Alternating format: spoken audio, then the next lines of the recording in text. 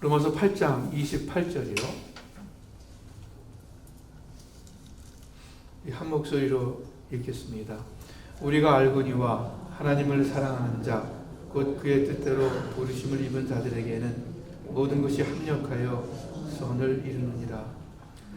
하나님을 사랑하는 사람들 곧 하나님의 뜻대로 부르심을 받은 사람들에게는 모든 일이 서로 협력해서 선을 이룬다는 것을 우리는 압니다. 아멘. 로마서는 바울이 당시 로마 제국의 수도 로마에 있는 성도들에게 쓴 편지입니다. 바울이 보통 주후 33년경에 예수님을 만나서 회심했다고 생각합니다. 그로부터 약 25년이 지난 후 한 AD 57년경에 이 로마서를 썼습니다. 그래서 바울이 그동안 25년 동안 하나님의 일꾼으로 사역하면서 자신의 삶을 통해서 알게 된 것들을 이렇게 표현하는 겁니다. 우리가 알거니와 우리는 압니다. 머리의 지식으로 아는 것이 아니라 공부해서 배운 것이 아니라 그 실제 삶을 통해서 많은 경험을 하면서 알게 되었다라는 뜻이겠죠. 내가 알거니와 하면서 그 로마 성도들에게 자신의 생생한 간증을 하는 것입니다. 만일 바울 사도가 우리 세수문교회에 와서 말씀하신다면 우리에게도 동일하게 내가 알거니와 하면서 이 말씀을 주실 줄을 압니다. 바울이 무엇을 알게 되었습니까? 내가 알거니와 하면서 뭐라고 말씀하시냐면 하나님을 사랑하는 자, 곧 그의 뜻대로 부르심을 입은 자들에게는 모든 것이 합력해서 선을 이룬다.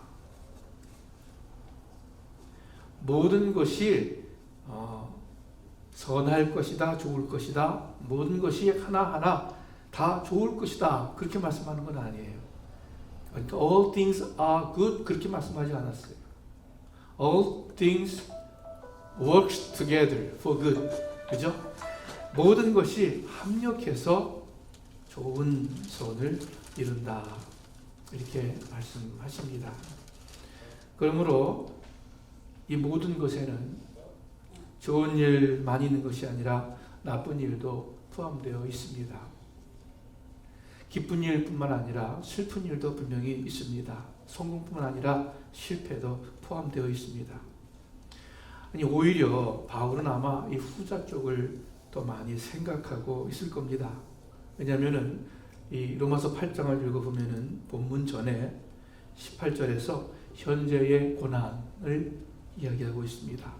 22절에서는 피조물이 탄식하고 있다 이렇게 표현하고 있고 23절에는 우리도 탄식하면서 이 육신의 구속을 기다린다 말씀하고 있어요. 26절에 성령께서 우리의 연약함을 도와주신다. 그 말씀들을 쭉 읽어보면은 우리 삶의 어려움과 문제에 대한 그 이야기가 오늘 본문의 배경입니다. 그러므로 바울이 모든 것이 합력하여 이렇게 말씀할 때는 그 모든 것은 사실 좋은 일보다는 아마 나쁜 일들을, 힘들고 어려운 일들을 더 의미하고 있을 것입니다. 이렇게 우리 삶의 모든 일들, 특별히 어려운 일들까지도 이것이 합력해서 함께 일하고 있다고 말씀합니다. 사실 삶의 모든 일들이 서로 합력한다는 것은 그렇게 어려운 진리가 아니에요. 어찌 보면 상식에 가까운 것이에요. 인생사의 모든 일들이 서로 관련지어서 서로 영향을 끼치면서 인과관계를 이루고 있습니다. 우리가 보는 이 자연세계 모든 생물들, 동물, 식물, 곤충, 모세 할 것 없이 이 모든 생물이 환경과 어우러져서 자연의 생태계를 이루고 있습니다. 제가 전문가가 아니니까 잘 모르지만 이 자연계의 그 생태를 안정과 유지를 위해서는 그 모든 생물과 자연 현상들이 각각의 자리에 있어야 하고 각각 그 일을 행해야 될 거예요. 여러분, 우리의 삶도 마찬가지죠. 여러분과 제가 지금 이 자리에 함께 앉아서 예배를 드리고 있습니다.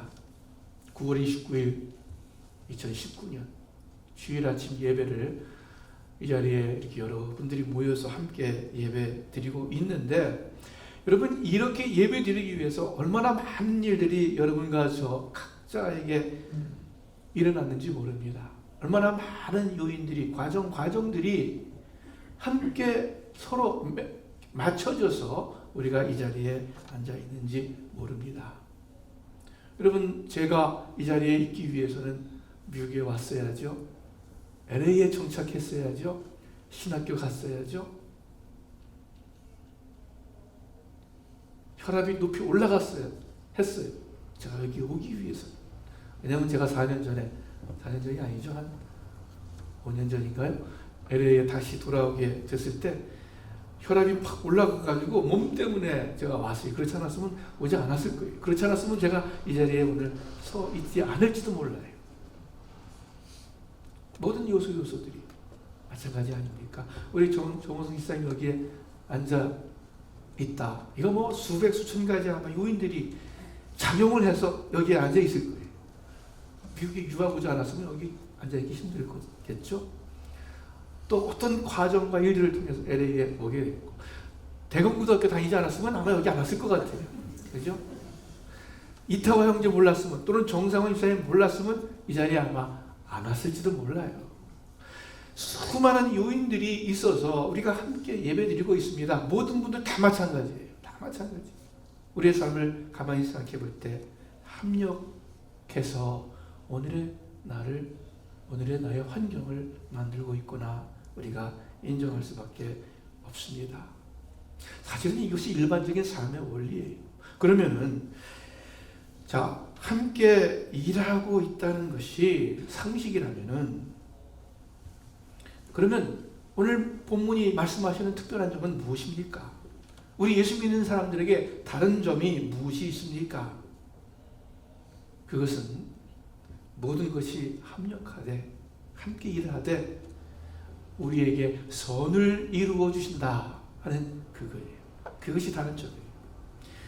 가장 좋게 된다라는 그 말씀입니다. 여러분, 하나님 믿는 사람들은 이 말씀을, 이 약속을 믿는 사람들인 줄 압니다.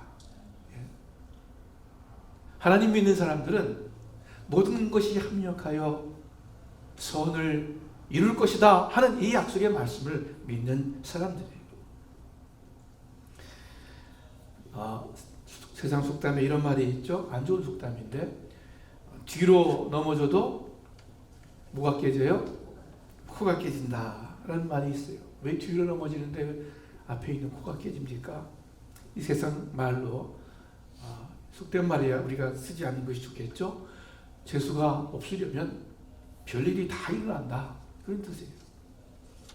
일이 안 될 것 같으면 어떻게 해도 안 된다 하는 아주 부정적인 그러한 의미가 있습니다. 그런데 우리 예수 믿는 사람들은 그렇게 말하거나 그렇게 생각해서는 안 됩니다. 그 말을 이렇게 바꾸면 될 것 같아요. 앞으로 넘어져도 코가 안 깨진다. 그렇죠? 그러면 딱 맞을 것 같아요. 뒤로 넘어져도 코가 깨진다가 아니라 앞으로 넘어져도 코가 안 깨진다. 왜요? 모든 일들이 합력해서 선을 이루어 주시기 때문입니다. 우리 삶의 고난과 어려운 문제들, 무거운 짐들 다 합력해서 선을 이루어 주심을 여러분 믿으시기를 바랍니다. 전지전능하신 하나님이세요. 좀 아까 찬송 불렀듯이 좋으신 하나님이세요. 당신의 자녀들을 사랑하시는 우리의 아버지이시기 때문입니다. 얼마 전에 한국도 미국도 태풍으로 인해서 많은 피해를 당했습니다. 수많은 인명피해를 가져오고 재산 피해를 가져오는 재난입니다. 그런데 여러분 아세요? 이 태풍이 없어서는 안 될 거예요. 아무리 인간 사회의 피해가 크다 할지라도 태풍이 없으면 안 돼요. 왜냐하면 태풍이 안 일어난다면 바다가 썩고 바다가 죽는다고 합니다. 그러면 정말로 지구의 재앙이 됩니다. 종종 바다가 오염되어서 이 바다 물고기들이 이렇게 떼죽음을 하고 둥둥 떠 있는 그러한 모습을 뉴스를 통해서 봅니다. 왜 그러냐면요, 이 각종 쓰레기와 찌꺼기들이 바다에 쌓이면 그것을 먹고 사는 동물성 플랑크톤이 순식간에 급증한다고 합니다. 그러면 그 동물성 플랑크톤이 바닷물의 산소를 다 소비해서 바닷속에 사는 생물들, 물고기들이 산소 부족으로 죽는다는 거예요.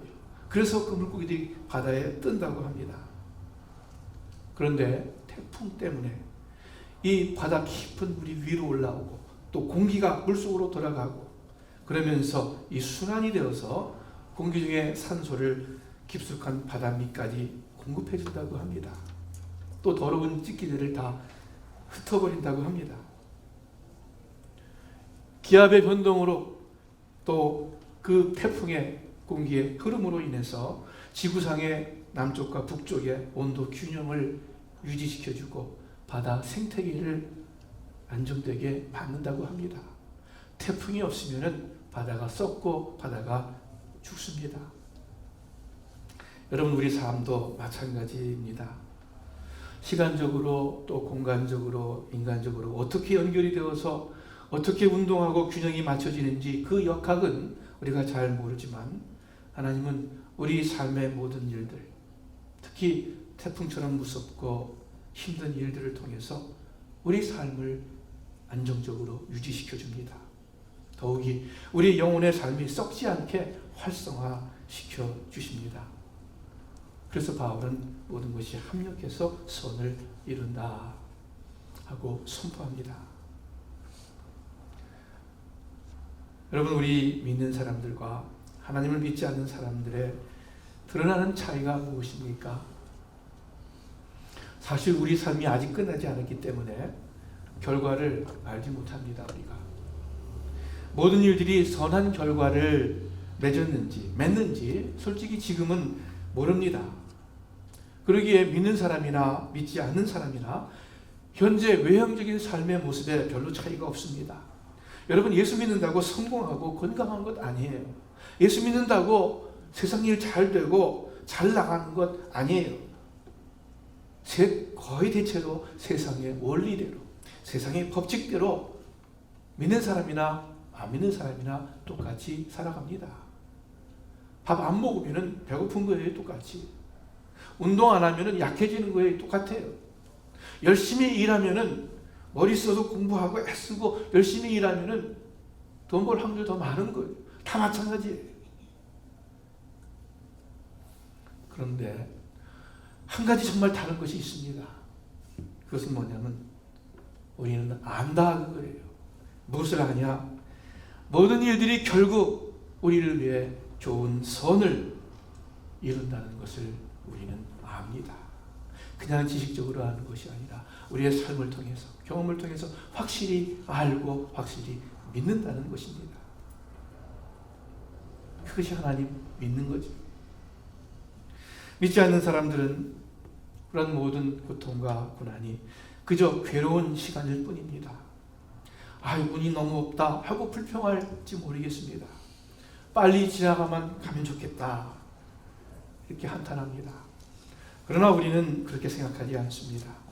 어려운 일들이 있을지라도 이 모든 것들이 다 최고의 선을 이루시는 하나하나의 요인이고 과정임을 우리는 아는 것입니다.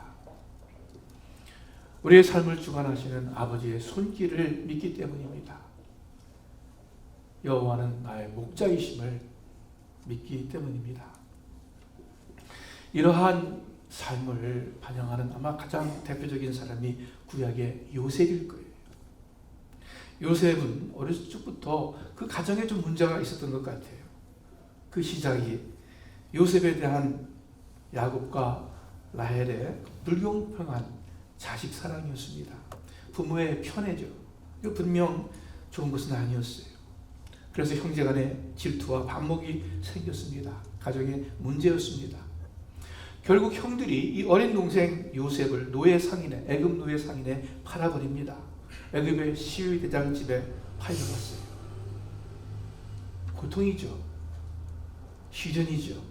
그러나 그 가운데 요셉은 또 충성되게 일했어요. 주인의 신임을 받고 그 집안의 모든 일을 감당하는 사람이 되었습니다. 그런데 또 시련이 닥쳐오죠.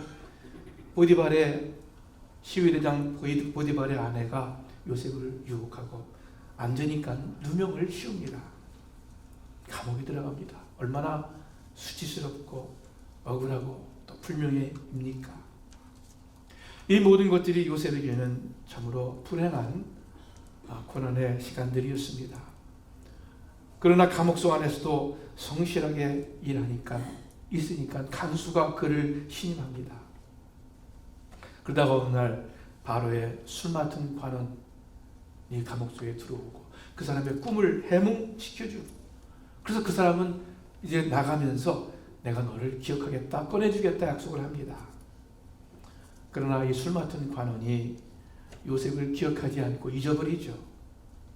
아마 최소한 2년 동안, 2, 3년 동안 잊어버렸을 거예요.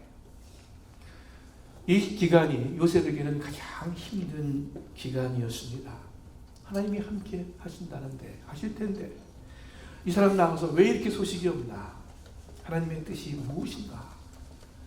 그 술 맡은 관원을 만나기 전에는 특별한 소망이 없었기 때문에 오히려 괜찮았을지 몰라요. 그런데 이 술 맡은 관원 꿈을 해몽해 준 다음에 이 사람의 약속을 들은 다음에 이제 나갈 날만을 기다리는데 아무 소식이 없는 거예요. 이전보다 더 힘들었을 거예요. 그러다가 시간이 한 달, 두 달, 1년 지나면서 아마 그 소망이 사라졌을 것입니다. 그랬을 것 같아요. 포기했을지 몰라요. 제일 고통스럽고 막막하고 좌절되고 또는 혼동스러운 그런 시간이었을지 모릅니다. 하나님에 대한 믿음은 그래도 가지고 있었겠죠. 변하지 않았을 거예요. 그리 아니하실지라도 한 믿음으로 아마 하나님 앞에 엎드렸다고 생각을 합니다. 바울도 비슷한 어려움을 고백합니다. 고린도후서 1장에 보니까 힘에 지나도록 심한 고난을 받아 살 소망까지 끊어지고 마음에 사형선고를 받은 줄 알았다. 여러분, 살 소망까지 끊어지는 그러한 어려움을 겪은 적 있으십니까? 아마 그런 분들 계실 거예요. 지금도 그런 마음이 계시는 분 있을지 모르겠어요. 여러분, 얼마나 일이 어렵고 얼마나 소망이 사라졌는지 내가 사형선고를 받은 것 같았다, 이렇게 고백하시는 분 계실지 모르겠습니다. 바울이 그랬습니다. 그런데 그것이 끝이 아니라 살 소망까지 끊어지고 마음에 사형선고를 받은 줄 알았는데, 그런데 나중에 보니까 이 모든 시간들이 다 나로 하여금 죽은 자를 다시 살리는 하나님만, 다른 것이 아니라 내 자신이 아니라 하나님만 의뢰하게, 하나님만 의지하게 하려는 하나님의 손길이었다 하는 것을 깨닫습니다.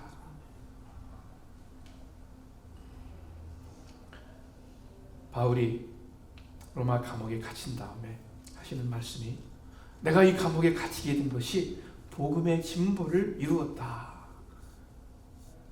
자신의 어려움이 하나님 나라의 확장에 크게 기여하였다 하고 고백합니다. 그 주위 환경의 문제뿐만 아니라 바울은 자신 육신의 문제가 있었어요. 뭔지 정확히는 모르지만 큰 질병이었든지 마음의 병이었든지 있었어요. 그것이 아주 힘들었기 때문에 바울은 3번 하나님께 기도했다 고백합니다. 그런데 하나님께서 바울의 원대로 그 기도를 들어주시지 않았어요. 3번을 했는데도 불구하고 그 육신의 문제가, 가시가 해결되지 않았어요. 그러나 그것이 끝이 아니었죠. 나중에 바울이 깨닫습니다. 내 은혜가 내게 족하도다. 그 바울의 연약함을 통해서, 문제를 통해서 오히려 하나님의 큰 능력이 나타남을 깨달았습니다. 그래서 내가 크게 기뻐한다. 그리고 오히려 나의 약함을 자랑한다. 이렇게까지 고백을 합니다. 여러분, 모든 것을 이루어 가시는 하나님의 섭리입니다. 하나님의 때가 있습니다. 요셉이 여전히 캄캄한 감옥 속에 갇혀 있을 때 바로가 한 꿈을 꾸게 됩니다. 술 맡은 관원이 이야기를 듣고 요셉이 다시 생각이 나서 왕에게 이야기를 하죠. 내가 아는 꿈을 해몽하는 사람이 있는데 한번 불러보십시오.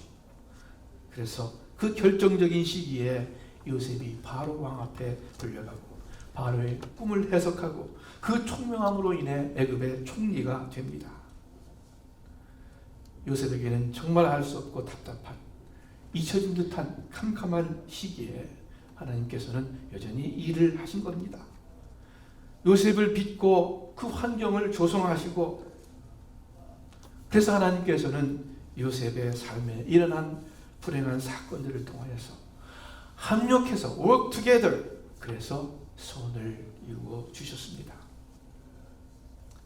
여러분, 그 하나하나의 사건이 참 이루 말할 수 없는 불행의 연속이었다라고 이야기할 수 있을 거예요. 형들에게 팔려가고 보디발 아내에 의해서 모함을 받고 감옥 속에 들어가고 또 술 맡은 관원은 그를 잊어버리고, 그러나 그 과정 하나하나 다 필요했어요.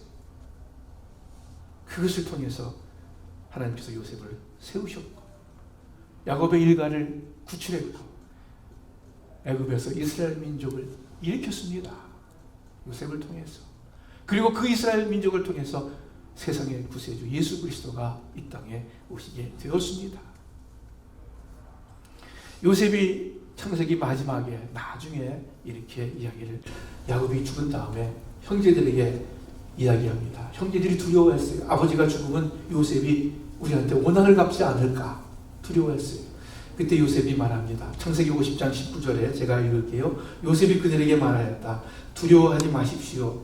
내가 하나님을 대신하기라도 하겠습니까? 형님들은 나를 해치려고 하였지만 하나님은 오히려 그것을 선하게 바꾸셔서, 형님들은 나를 해치려고 하였지만 하나님은 오히려 그것을 선하게 바꾸셔서 오늘날과 같이 수많은 사람의 생명을 구원하셨습니다. 형제들의 해가, 또 보디발의 아내의 모함이, 술 맡은 관원의 망각이 하나하나 아픔이었지만 합력해서 최고의 선을 이루어 주셨다. 걱정하지 마세요 하고 요셉이 말씀하는 겁니다. 어제나 오늘이나 영원토록 동일하신 하나님이십니다. 요셉에게 또 바울에게 역사하셨듯이 여러분과 저에게도 동일하게 역사하시는 하나님이심을 믿습니다. 여러분, 지나간 삶을 한번 돌아보세요. 굽이굽이 하나님의 손길이 있지 않았습니까? 그래서 이 시간 우리가 이 자리에 이만큼 건강하게 앉아있는 것 아닙니까? 하나님께서 나를 또 나의 가정을 어떻게 인도하셨는지 여러분 기억해 보시기를 바랍니다. 그 시간들을 통해서 우리가 얼마나 더 바울의 표현처럼 우리가 얼마나 더 간절하게 되었고, 우리가 또 얼마나 하나님의 은혜 앞에 낮아질 수 있었고, 또 그 하나님의 말씀을 얼마나 사모하게 되었는지, 보라, 하나님의 뜻대로 하게 한 이 근심이 너희를 얼마나 간절하게 하며 얼마나 열심 있게 하며 얼마나 사모하게 하며. 여러분과 저도 바울처럼 고백하기를 바랍니다. 그 사형 선고를 받은 것 같았던, 살 소망까지 끊어지는 듯한 그 어려움이, 내가 나를, 내 생각을, 내 힘을, 내 판단을 의지하지 말고 하나님만을 의뢰하라는 하나님의 손길이었구나 하고 여러분 고백하시기를 바랍니다. 요셉처럼 고백하시기를 바랍니다. 그 형들로 인해서 팔려오고 많은 어려움을 겪었지만은, 그러나 그 형들의 해함이 오히려 선을 이루었다. 하나님께서 그렇게 합력해서 유익하게 만들어 주셨습니다. 걱정하지 마십시오. 요셉처럼 고백할 수 있기를 바랍니다. 이사야 55장에 여호와의 말씀에 내 생각은 너희 생각과 다르며 내 길은 너희 길과 달라서 하늘이 땅보다 높음같이 내 길은 너희 길보다 높으며 내 생각은 너희 생각보다 높으니라. 하나님의 생각 우리의 생각보다 높아요. 욥기 9장에 보니까 그가 내 앞으로 하나님께서 내 앞으로 지나가시나 내가 보지 못하며 그가 내 앞에서 나아가시나 내가 깨닫지 못하느니라. 하나님께서 지금 우리 눈에 보이지 않을지라도 내가 그 하나님의 계심과 일하심을 다 이해하지 못한다 하더라도 하나님은 분명히 살아계시고 분명히 일하고 계십니다. 전도서 11장에 바람의 길이 어떠한가 아이 벤자의 태에서 뼈가 어떻게 자라는 것을 너희가 알지 못한 같이 만사를 성취하시는 모든 일을 합력해서 이루시는 성취하시는 하나님의 일을 내가 알지 못하느니라. 저는 이 말씀이 감사해요. 제가 만일 모든 것을 안다면은 그 얼마나 낙심되겠어요. 내가 아는데 뭐 잘 되는 것이 별로 없어요. 내가 눈으로 보고 귀로 들을 수 있는데 다 만족스럽지 못해요. 어려움이 더 많아요. 그럼 얼마나 힘들고 괴롭겠습니까? 그러나 내가 몰라요. 만사를 성취하시는 하나님의 일을 알지 못한다. 분명히 아는 것은 하나님은 좋으신 하나님이시라는 것을 압니다. 우리를 위해서 지금 일하시는 하나님이심을 분명히 믿습니다. 그런데 마지막으로 우리가 기억해야 할 것 있습니다. 우리 믿음의 고백은 영어로 positive thinking, 그냥 긍정적인 적극적인 사고방식이 아닙니다. 무조건 모든 거 잘 될 거야, everything gonna be alright, 모든 거 그냥 잘 될 거야 하는 그러한 안일한 무책임한 이야기가 아닙니다. 모든 것이 합력해서 선을 이룰 것이다 할 때 한 가지 조건이 있어요. 그렇죠? 그 조건 우리가 잊어서는 안 될 거예요. 무조건 선을 이룬다 하지 아니하시고 하나님을 사랑하는 자, 곧 그의 뜻대로 부르심을 받은 자에게 모든 것이 합력해서 선을 이룬다 말씀하고 계십니다. 여러분, 우리가 하나님을 사랑하는 사람이 되는 것, 이것을 위해서 하나님께서 우리 한 사람 한 사람 부르셨습니다. 여러분께서 이 자리에 앉아 계신 것, 하나님 믿고 이 자리에 오신 것은 하나님의 뜻이 있는데 그것은 우리 한 사람 한 사람이 하나님을 사랑하게 되는 것이에요. 하나님을 사랑하는 자, 곧 그 뜻대로 부르심을 입은 자, 하나님이 우리를 사랑하실 뿐만이 아니라 그처럼 내가 하나님을 사랑하는 것이 하나님께서 여러분과 저를 부르신 하나님의 뜻이라는 것을 여러분 꼭 잊지 마시기를 바랍니다. 그리고 그렇게 하나님을 사랑하는 자에게 모든 것이 합력해서 가장 좋은 선을 이루어 주신다라고 약속하고 계십니다. 여러분, 성경에서 제일 중요한 계명이 뭐예요? 정답이 있죠? 예수님께서 가르쳐 주셨어요. 가장 크고 첫째 되는 계명이 무엇입니까? 하니까 예수님께서 금방 말씀하셨어요. 마음을 다하고 성품을 다하고 힘을 다하여 주 너희 여호와 하나님을 사랑하라. 이것이 가장 크고 첫째 되는 계명이다. 여러분, 하나님을 사랑하십니까? 우리 아멘 하시는 분들이 꽤 있네요. 그래도 감사해요.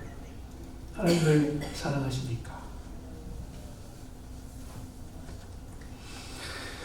하나님 사랑한다는 것이 무엇입니까? 이거 어떻게 보면 굉장히 추상적일 수 있어요. 눈에 보이지도 아니하는 나를 지으신 분, 나를 초월하신 차원이 다른 하나님을 사랑한다는 게 도대체 무엇인가? 너무 추상적인 말 아닌가? 그래서 좀 쉽게 어떻게 알 수 없을까? 하나님 사랑한다는 것은 하나님 귀히 여기고 귀중히 여기고 공경한다는 거겠죠. 우리가 자녀를 귀중히 여겨서 자녀를 사랑하듯 그렇게 하나님 사랑하는 거겠죠. 우리가 부모를 공경하듯 그렇게 하나님을 사랑해서 공경하는 것이겠지. 사무엘상에 보니까 나의 보는 것은 사람과 같지 아니하니 사람은 외모를 보거니와 나 여호와는 중심을 보느니라. 사람은 우리 겉모습을 보아요. 여러분은 제 겉모습을 볼 거예요. 그러나 하나님은 제 속을, 중심을 봅니다. 이 중심에 있는 하나님을 향한 마음, 그 신실한 마음, 그 충성된 마음, 그것이 아마 하나님 사랑하는 걸 거예요. 여러분과 제가, 우리가 부족할지라도, 능력과 지혜가 모자랄지라도, 잘 못생겼을지라도, 가진 것이 별로 없을지라도, 하나님은 하나님을 향한 우리 중심이 가장 중요합니다. 우리 중심의 마음이, 그 충성된 마음을 보시는 하나님이에요. 다른 거 보지 않으세요. 성경에 맡은 자에게 구할 것은 충성이라 하셨는데, 그 충성된 마음, 주님을 사랑하는 마음인 줄 압니다. 충성하면은 떠오르는 시조가 하나 있습니다. 여러분도 마찬가지일 거예요. 정몽주 씨의 시조 있죠. 외우세요? 이 몸이 죽어주고 100번 고쳐주고. 뭐죠? 그 다음에 백골이 진토되어 넋이라도 입고 없고 님 향한 일편단심이야 변할 줄이 있으랴.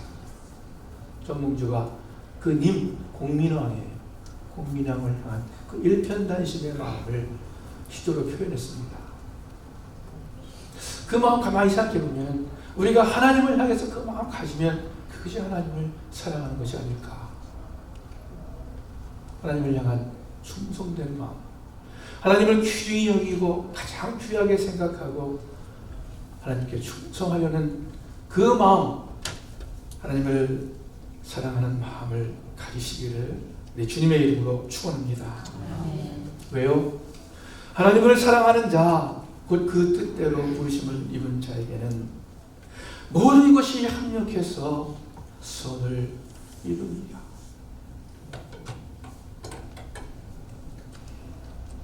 그러시겠어요?